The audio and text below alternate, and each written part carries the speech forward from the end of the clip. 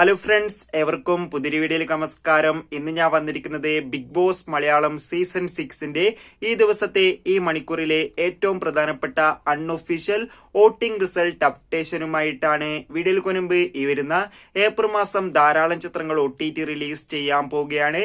നമ്മുടെ ചാനൽ ഭാഗം പരിശോധിച്ചാൽ നിങ്ങൾക്ക് കാണാൻ വേണ്ടി സാധിക്കുന്നതായിരിക്കും. ശക്തരായ 9 മത്സരാർത്ഥികൾ തന്നെയാണ് ഈ ആഴ്ച വോട്ടിംഗിലുള്ളത്. വളരെ വാശിയേറിയ ഒരു വോട്ടിംഗ് പോരാട്ടം തന്നെയാണ് ഇപ്പോൾ നടക്കുന്നത്.